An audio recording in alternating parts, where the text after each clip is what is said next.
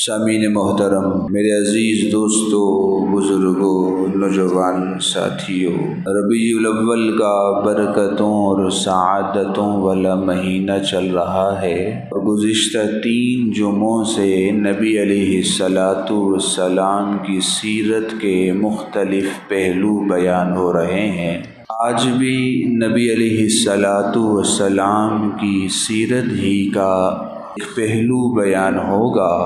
نبی علیہ الصلاۃ والسلام کی سیرت کا ایک پہلو تو یہ ہے کہ نبی علیہ الصلاۃ والسلام کا حسن و جمال کیا تھا۔ علیہ الصلاۃ والسلام کا چہرہ مبارک کیسا تھا، داڑھی مبارک کیسی تھی، بھویں مبارک کیسی تھی، دندان مبارک کیسے تھے، زلفیں کیسی تھیں، ہاتھ کیسے تھے، پاؤں کیسا تھا، قد کتنا تھا، رنگ کیسا تھا۔ مختلف پہلو ہیں نبی علیہ الصلاۃ والسلام کے سیرت کے اس عنوان پر۔ لیکن میرے مسلمان دوستو، نبی علیہ السلام کے سیرت کا جو یہ عنوان ہے، اس عنوان کو بھی بیان کرنا چاہیے، پڑھنا چاہیے۔ محبت میں اضافہ ہوتا ہے، جوش بڑھتا ہے، اندر کے ولولے میں اضافہ ہوتا ہے۔ لیکن میرے مسلمان دوستو، یاد رکھیے، نبی علیہ الصلاۃ والسلام کی سیرت کا جو یہ عنوان ہے نا، اس عنوان میں ہمارے لیے عمل کرنے کا کوئی پہلو نہیں ہے، اس لیے کہ یہ میرے اللہ کی دین ہے۔ نبی علیہ الصلاۃ والسلام کو چہرہ ایسا بنایا کہ کسی اور کا نہیں بنایا، زلفیں ایسی دیں کہ اس جیسی کسی اور کو نہیں دیں، قد ایسا دیا، رنگ ایسا دیا کہ اس طرح کا کسی اور کو نہ پہلے دیا تھا، نہ قیامت تک کسی کو دیں گے۔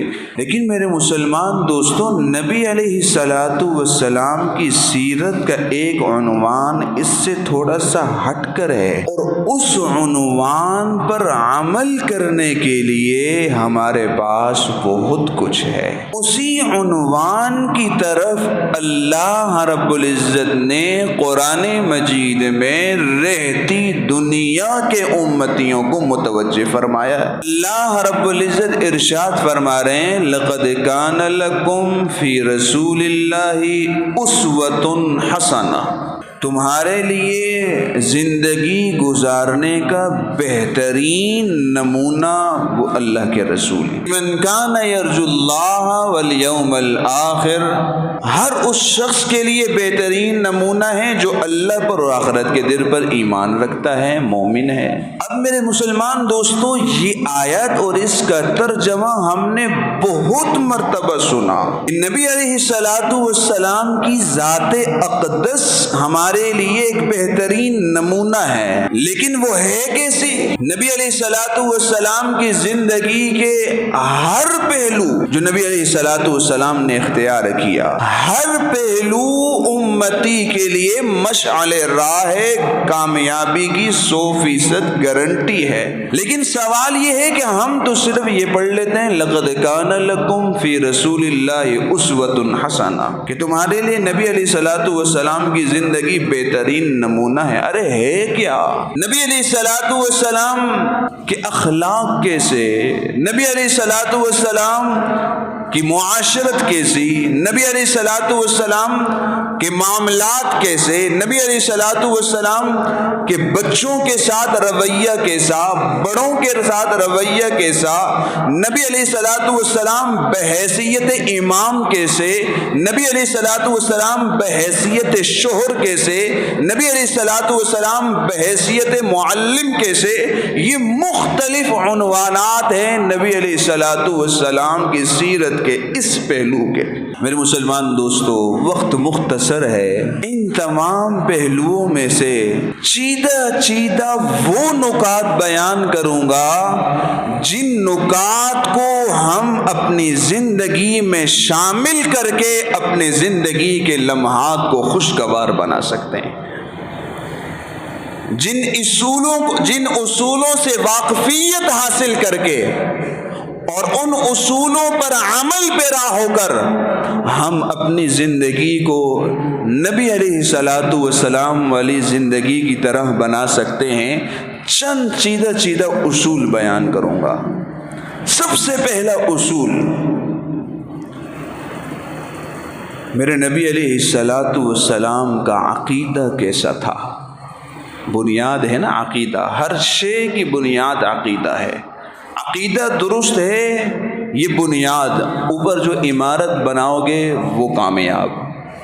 عقیدہ درست نہیں ہے، اوپر عمارت جیسے بھی بنا دو وہ ناکام ہے، اس لیے کہ بنیاد ہی ختم ہے۔ نبی علیہ الصلاۃ والسلام کا عقیدہ کیسا تھا؟ حضور علیہ الصلاۃ والسلام کے چچا ہیں ابو طالب۔ ابو طالب کے پاس قریش کے سردار آئے، آ کر کہنے لگے ابو طالب اپنے بھتیجے کو سمجھائیے، وہ ہمارے معبودوں کو برا بھلا نہ کہیں، ان کو جھٹلائیں نہیں، ان کی برائی کو بیان نہ کریں، انہیں سمجھائیں، ان کا جو مطالبہ ہے ہم پورا کرنے کو تیار ہیں۔ اگر وہ چاہتے ہیں مال و دولت، ہم عرب کا سب سے مالدار آدمی اسے بنانے کو تیار ہیں۔ اگر وہ چاہتے ہیں سرداری، ہم پورے عرب کی سرداری کا تاج ان کے سر پر رکھنے کو تیار ہیں۔ یاد رکھیے گا، یہ بات ایرا غیرہ نہیں کر رہا، اس وقت کے قریش کے سردار کر رہے ہیں۔ کسے کر رہے ہیں؟ ایک اور سردار ابو طالب کو کر رہے ہیں پیشکش۔ اگر وہ چاہتے ہیں کہ ان کی شادی کر لی جائے، عرب کی جس لڑکی پر ہاتھ رکھیں گے اس لڑکی کے ساتھ شادی کرانے کو تیار ہیں۔ جو چاہتے ہیں چاہت پورے کرنے کو تیار ہیں، ہمارے معبودوں کو برا بھلا نہ کہیں۔ ابو طالب نے کہا ٹھیک ہے جی، میں سمجھا دوں گا، آپ جائیے۔ حضور علیہ الصلاۃ والسلام آتے ہیں، چچا ابو طالب بلاتے ہیں، اے محمد۔ جی چچا، بیٹا وہ فلاں سردار آئے تھے، ان کے معبودوں کو برا بھلا نہ کہیے، انہوں نے یہ پیشکشیں کی ہیں، آپ سرداری چاہتے ہیں سرداری دینے کو تیار ہیں، عورت چاہتے ہیں جس لڑکی پر ہاتھ رکھے تیار ہیں، مالداری چاہتے ہیں مالدار بنا دیں گے۔ میرے مسلمان دوستو، اپنے نبی علیہ الصلاۃ والسلام کا عقیدہ سنیے۔ نبی علیہ الصلاۃ والسلام نے ارشاد فرمایا، یہ لوگ کہتے ہیں سرداری، یہ لوگ کہتے ہیں مالداری، یہ لوگ کہتے ہیں عورت، یہ لوگ آسمان سے سورج کو اتار کر، رات کو چمکتے ہوئے چاند کو اتار کر، سورج میرے ایک ہاتھ پر رکھ دیں، چاند دوسرے ہاتھ پر رکھ دیں، اپنے عقیدے سے ایک قدم پیچھے ہٹنے کو تیار نہیں ہو سکتا۔ میرے مسلمان دوستو، یہ واقعہ سنانے کا مقصد صرف ایک ہے، وہ یہ ہے کہ نبی علیہ الصلاۃ والسلام نے اپنے عقیدے پر ثابت قدم رہ کر اپنی رہتی دنیا کی امتیوں کو پیغام پہنچا دیا، دنیا کی ہر قسم کی تکلیف سہ لینا، عقیدے پر سودا مت کرنا، عقیدے پر سودا مت کرنا۔ یہ نبی علیہ الصلاۃ والسلام کی سیرت کا، ان کے اصولوں کا، جن اصولوں پر زندگی گزار کر ہم خوشگوار زندگی گزار سکتے ہیں، پہلا اصول ہے عقیدے پر سودا نہیں کرنا۔ نبی علیہ الصلاۃ والسلام کے رہنما پہلوؤں، روشن پہلوؤں اور امت کے لیے مشعل راہ اصولوں میں سے دوسرا اصل، حضور علیہ الصلاۃ والسلام کی نماز کیسی تھی؟ ام المؤمنین ام عائشہ صدیقہ رضی اللہ تعالی عنہ ارشاد فرماتی ہیں کہ نبی علیہ الصلاۃ والسلام رات کو جب قیام میں کھڑے ہوتے، اتنا طویل قیام کرتے، پاؤں پر ورم آ جاتا۔ اماں فرماتی ہے میں نے ایک دن فرمایا اللہ کے رسول، آپ تو بخشے بخشائے ہیں، آپ تو معصوم ہیں، آپ کے تو اگلے پچھلے کیے نہ کیے سب گناہ معاف ہیں، آپ کے لیے تو جنت کا وعدہ ہے، جنت بنائی آپ کے لیے ہے، آپ کیوں اتنی تکلیف برداشت کرتے ہیں؟ حضور علیہ الصلاۃ والسلام نے فرمایا اے حمیرہ، کیا میں اللہ کا شکر گزار بندہ نہ بنوں؟ میں تو اللہ کا شکر گزار بندہ بننا چاہتا ہوں، میری تو اور کوئی تمنا نہیں۔ میرے مسلمان دوستو، اس بات کے اندر میرے اور آپ کے لیے یہ اصل ہے، رہنما پہلو ہے، قابل اتباع بات یہ ہے کہ حضور علیہ الصلاۃ والسلام کے لیے تو جنت کو بنایا گیا، باوجود اس بات کے حضور علیہ الصلاۃ والسلام پوری رات کھڑے ہو کر نماز کے اندر اپنے بدن کو تکلیف کے اندر لے کے جا رہے ہیں۔ ہمارے لیے تو کسی جنت کا وعدہ نہیں ہے، ہم تو دن بھر گناہ کر رہے ہیں، ہم تو ہر آن گناہ کے اندر ہیں، پھر بھی فرض نماز پڑھنے مسجد نہیں آتے۔ میرے مسلمان دوستو، اپنے نبی علیہ الصلاۃ والسلام کو پہچانیے۔ نبی علیہ الصلاۃ والسلام یہ سب کچھ کر گئے امت کو بتلانے کے لیے کہ امت، ہر کام ہو سکتا ہے، نماز کے معاملے میں کوئی سودا قابل قبول نہیں ہے۔ یہ دوسرا رہنما پہلو ہے جو ہم اختیار کر سکتے ہیں، جس پر عمل کر سکتے ہیں کہ ہم نے نماز نہیں چھوڑنی۔ نبی علیہ الصلاۃ والسلام کی زندگی کا تیسرا پہلو، بہت سارے ہیں رہنما اصول، چند بیان کروں گا کہ نبی علیہ الصلاۃ والسلام جب کسی پریشان کو دیکھتے،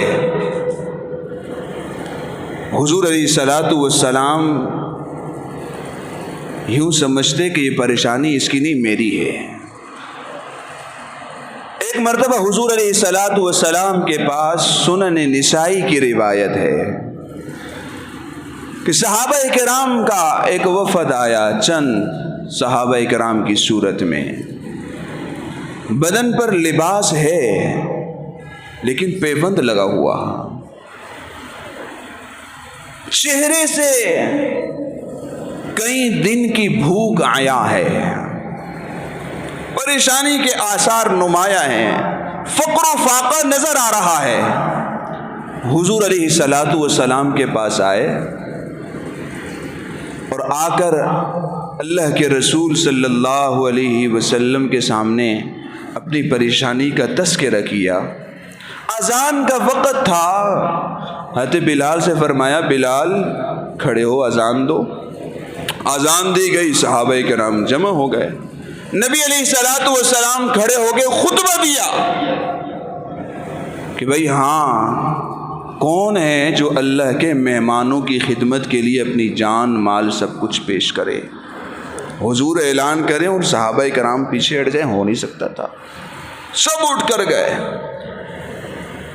کوئی مال و دولت لا رہا ہے دراہم دینار کی صورت میں، کوئی گندم لا رہا ہے، کوئی مکئی لا رہا ہے، کوئی کھجوروں لا رہا ہے۔ نبی علیہ الصلوۃ والسلام کے سامنے ایسے ڈھیر لگ گیا۔ بلال حبشی رضی اللہ تعالیٰ عنہ فرماتے ہیں جب حضور نے وہ دیکھا، حضور کا چہرہ کھل اٹھا، ایسا چمک اٹھا، ارے 14ویں کا چاند کیا چمکتا ہے، حضور کا چہرہ اس سے بھی زیادہ چمکنے لگ گیا۔ حضور علیہ الصلوۃ والسلام نے وہ سب کچھ اٹھایا، ان نادار صحابہ کرام کے درمیان تقسیم کیا۔ میرے مسلمان دوستو، یہ واقعہ سنانے کا مقصد بھی صرف ایک ہے کہ ہم اسی غمخوار نبی کے نام لیوا ہیں، اسی غمخوار نبی کے امتی ہیں جو نبی علیہ الصلوۃ والسلام اپنی امت کی پریشانی کو دیکھ نہیں سکتے تھے۔ آج ہمارے سامنے ہمارا سگا بھائی پریشانی کی صورت لے کر آتا ہے، ہم منہ موڑ لیتے ہیں۔ غیروں کی بات نہیں کر رہا، میں سگے بھائی کی بات کر رہا ہوں۔ تو میرے مسلمان دوستو، نبی علیہ الصلوۃ والسلام کے اس اصول کے اندر ہمارے رہنما پہلو یہ ہے کہ اپنے پریشان بھائیوں کی پریشانی کو دور کرنے کے لیے اپنے اندر جو ہمت بساط طاقت ہو اس کو برقرار لایا جائے۔ نبی علیہ الصلوۃ والسلام کے رہنما پہلوؤں میں سے چوتھا پہلو کہ نبی علیہ الصلوۃ والسلام جتنا بھی غصہ دلایا جائے حضور علیہ الصلوۃ والسلام غصے کو پی جاتے تھے۔ حضرت زید بن ثعلبہ رضی اللہ تعالی عنہ یہ یہودیوں کے بہت بڑے عالم تھے اسلام لانے سے پہلے۔ انہوں نے تورات کے اندر نبی علیہ الصلوۃ والسلام کی 2 نشانیاں پڑھی تھی۔ ایک یہ کہ جب آخری نبی آئے گا اس کو جتنا غصہ دلایا جائے تو اس کا صبر اتنا بڑھتا جائے گا، یہ پہلی نشانی ہے۔ دوسری نشانی یہ تھی کہ ان کے ساتھ جتنی بدتمیزی کی جائے وہ اتنا معاف کرتے رہیں گے۔ اس کے دل میں یہ تھا کہ میں نبی علیہ الصلوۃ والسلام کا یہ امتحان لوں گا، اسلام نہیں لایا تھا۔ ایک موقع پر نبی علیہ الصلوۃ والسلام کے پاس صحابی آئے، فرمایا فلاں علاقے والوں کے پاس غلہ ختم ہو گیا، ان کے غلے کا اہتمام کرنا ہے۔ حضور علیہ الصلوۃ والسلام نے گھر پیغام بھیجا کہ بھئی کچھ ہے، فرمایا کچھ بھی نہیں۔ حضرت علی رضی اللہ تعالیٰ عنہ سے پوچھا بھئی کچھ ہے تاکہ ان تک پہنچایا جائے گا، کچھ بھی نہیں۔ زید بن ثعلبہ سامنے کھڑے تھے، اسلام قبول نہیں کیا تھا، یہود کے بہت بڑے عالم تھے، کہنے لگے میں آپ کو دینے کو تیار ہوں اس بات پر کہ آپ چند دنوں کے بعد میرا غلہ مجھے واپس کریں گے، ادھار دے رہا ہوں۔ ٹھیک ہے بھائی دے دیں گے، وقت طے ہو گیا، ایگریمنٹ طے پا گیا، چلو بھائی اتنے دن بعد آپ کو مل جائے گا، آپ غلہ دے دیجئے۔ غلہ لے لیا گیا، ان تک پہنچا دیا گیا۔ اب ایگریمنٹ طے ہے، تاریخ طے ہے کہ فلاں تاریخ کو آپ کا یہ قرض آپ کو واپس کر دیا جائے گا۔ اس سے چند دن پہلے یہ زید بن ثعلبہ آ گئے۔ حضور علیہ الصلوۃ والسلام مجلس میں بیٹھے ہیں، صحابہ کرام سارے کے سارے تشریف فرمائے۔ دروازے سے داخل ہوتے ہی زید بن ثعلبہ نے بدتمیزی شروع کر دی۔ آپ اپنے آپ کو نبی کہتے ہیں، آپ کہتے ہیں کہ میں تمام دنیا کے لیے رحمت للعالمین ہوں، آپ نے میرے پیسے اتنے دنوں سے رکھے ہوئے، پیسے کون دے گا میرے؟ حضور کہنے لگے کہ بھئی آپ سے تو میرا ایگریمنٹ طے ہے، فلاں تاریخ کو دے دوں گا، اب تو آئی نہیں، آپ پہلے سے آ گئے۔ کہا بھئی کوئی ایگریمنٹ نہیں، میرا پیسہ ہے، مجھے واپس کیا جائے۔ سیدنا فاروق اعظم بھی تشریف فرماتے ہیں۔ سیدنا فاروق اعظم اسی وقت کھڑے ہوئے، تلوار نیام سے نکالی، فرمانے لگے اللہ کے رسول اجازت دیجئے اس گستاخ کی گردن اڑا دوں، اس کو رہنے کا حق نہیں۔ حضور علیہ الصلوۃ والسلام نے فرمایا عمر بیٹھیے، جائیے جا کر اس کا قرضہ دیجئے اور پہلے سے بہتر کر کے دیجئے، اس کا قرضہ لوٹائیے، پہلے سے بہتر کر کر لوٹائیے۔ میرے مسلمان دوستو، اس کے حضرت زید بن ثعلبہ نے حضور علیہ الصلوۃ والسلام کا جب یہ رویہ دیکھا نا کہ میں تو بدتمیزی کر رہا ہوں اور حضور عفو درگزر کر رہے ہیں، میں تو غصہ دلا رہا ہوں، حضور کا صبر بڑھتا جا رہا ہے، اسی وقت حضور علیہ الصلوۃ والسلام سے فرماتے ہیں اللہ کے رسول میرا یہ مقصد نہیں تھا، مجھے کلمہ پڑھائیے، میں مسلمان ہونا چاہتا ہوں۔ میرے مسلمان دوستو، ہم بھی اسی غمخوار نبی کے امتی ہیں۔ آج ہمیں کوئی تھوڑا سا غصہ دلا دے، ہم تو اس کی ماں بہن بیٹی سب اسی وقت چوک چوراہے میں لا کر کھڑے کر دیتے ہیں۔ تو میرے مسلمان دوستو، اس اصول کے اندر ہمارے لیے رہنما پہلو یہ ہے، حضور علیہ الصلوۃ والسلام نے فرمایا پہلوان وہ نہیں ہے جو غصے میں دوسرے کو پچھاڑ دے، پہلوان تو وہ ہے جو اپنے غصے کو پی جائے۔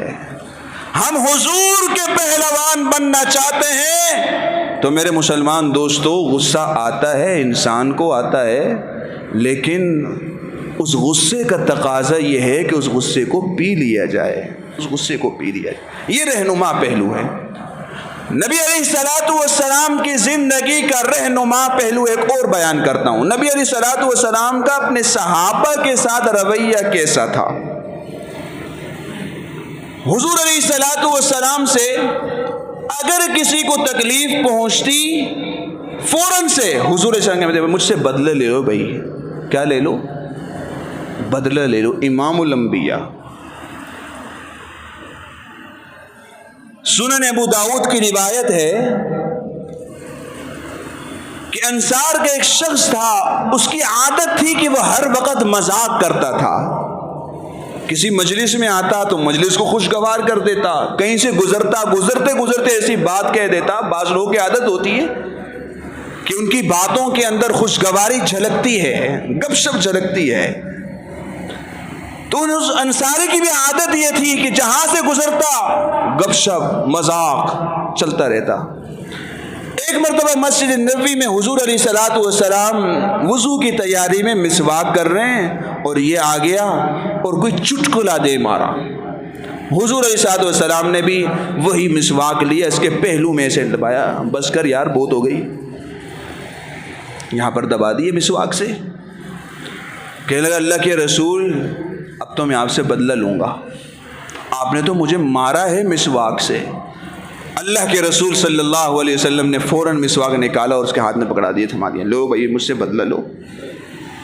وہ کہنے لگے ایسے نہیں، جب آپ نے مجھے پہلو میں مارا تھا میرے پہلو پر کپڑا نہیں تھا، آپ نے تو پہلو پر کپڑا ہے، یہ کپڑا اتاریں گے پھر میں پہلو پر ماروں گا، ویسے نہیں ماروں گا۔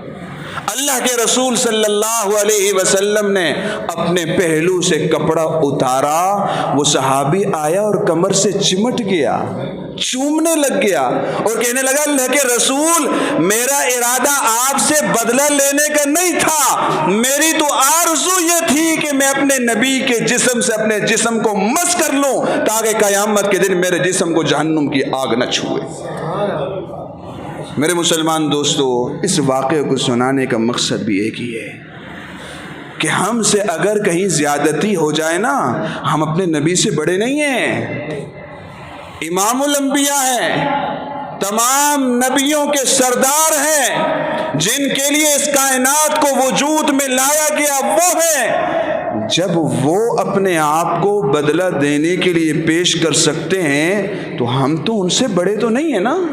زیادتی ہو جائے بدلے کے لیے پیش کر دیا جائے، مجھ سے زیادتی ہوئی ہے، مجھ پر جو بدلہ رکھا جائے میں حاضر ہوں۔ میرے نبی، میرے مسلمان دوستو، کائنات کی ہر شے نے اگر میں یہ کہوں تو بے جان نہیں ہوگا، ہمارے نبی علیہ الصلوۃ والسلام کو پہچانا ہے۔ اگر کسی نے اپنے نبی کو نہیں پہچانا میرے مسلمان دوستو وہ ہم ہیں، ہم نے اپنے نبی کی منزلت کو، قدر کو، عظمت کو پہچانا نہیں ہے، نہیں پہچانا۔ ہمارے نبی کی قدر و منزلت کو آپ نے دیکھنا ہے نا، تو اس کھجور کے تنے سے جا کر پوچھو جو مسجد نبوی کے ممبر پر لگا تھا، کئی سال تک حضور علیہ الصلوۃ والسلام اس تنے کے ساتھ ٹیک لگا کر خطبہ دیتے تھے۔ جب حضور کی سہولت کے لیے ممبر بنایا گیا اور پہلی مرتبہ آ کر جب حضور ممبر پر بیٹھے، صحابہ کرام سامنے بیٹھے ہیں، مسجد نبوی سے کسی کے رونے کی آوازیں آ رہی ہیں، ایسے رویا جا رہا ہے جیسے بچہ بلک بلک کر سسک سسک کر روتا ہے۔ صحابہ کرام ادھر دیکھ رہے ہیں ادھر دیکھ رہے ہیں، کوئی رو بھی نہیں رہا۔ حضور علیہ الصلوۃ والسلام ممبر سے اترتے ہیں، اس سوکھے ہوئے کھجور کے تنے کو جا کر اپنے سینے سے لگاتے ہیں اور فرماتے ہیں اے تنا، اے کھجور، کیا تو اس بات پر خوش نہیں ہے کہ تو جنت میں میرا ساتھی بن جائے؟ اسی وقت خاموشی چھا گئی۔ میرے مسلمان دوستو، میرے نبی علیہ الصلوۃ والسلام کی عظمت کو، قدر و منزلت کو درختوں نے تو پہچانا، پتھروں نے تو پہچانا، پانی نے تو پہچانا، ہوا نے تو پہچانا، میرے مسلمان دوستو ہم نے نہیں پہچانا، اس لیے کہ ہم نے اپنے نبی کی قدر و منزلت کو پہچانا ہوتا آج ہماری صورت نبی علیہ الصلوۃ والسلام کی طرح ہوتی۔ ہم زبانی محبت کا دعویٰ تو کرتے ہیں، نبی علیہ الصلوۃ والسلام کی صورت کیوں نہیں اختیار کرتے؟ ہم یہ تو اعلان کرتے ہیں کہ غلامی رسول میں ہمیں موت قبول ہے، یہ اعلان کیوں نہیں کرتے غلامی رسول میں حضور کی سنت بھی قبول ہے؟ ہم یہ اعلان کیوں نہیں کرتے کہ غلامی رسول میں حضور کی طرح کی ہوئی شادی بھی قبول ہے؟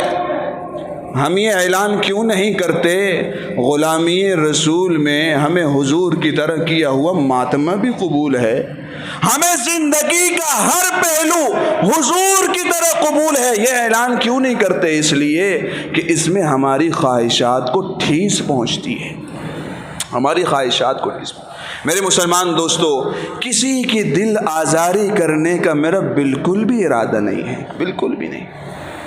صرف جھولی پہلا کر اتنا کہہ سکتا ہوں میرے مسلمان دوستو، ہر سال ربیع الاول آتا ہے، ہم حضور کی محبت کے اعلانات اور دعوے کرتے چلے جاتے ہیں۔ سوال یہ ہے کہ اس ربیع الاول نے ہماری زندگی میں حضور کی سنت کتنی پیدا کی ہے؟ یہ ربیع الاول ہماری زندگیوں کے 50 گزر گئے، 60 گزر گئے، 30 گزر گئے، آیا یہ 50 ربیع الاول نے 50 سنتیں ہماری زندگی میں زندگی ہیں؟ مجھ سمیت ہر امتی سوچے، یہ ربیع الاول کا پیغام ہے، یہ ربیع الاول کا اعلان ہے، یہ ربیع الاول کا نعرہ ہے۔ میں نہیں کہوں گا آپ یہ کرو وہ کرو وہ کرو، صرف اتنا کہوں گا نبی کی سیرت پڑھ کر نبی کی سیرت کو اپنانے والے بن جاؤ، بس اور کچھ نہیں چاہتا۔ اللہ تعالی ہم سب کو سمجھنے کی اور عمل پیرا ہونے کی توفیق عطا فرمائے۔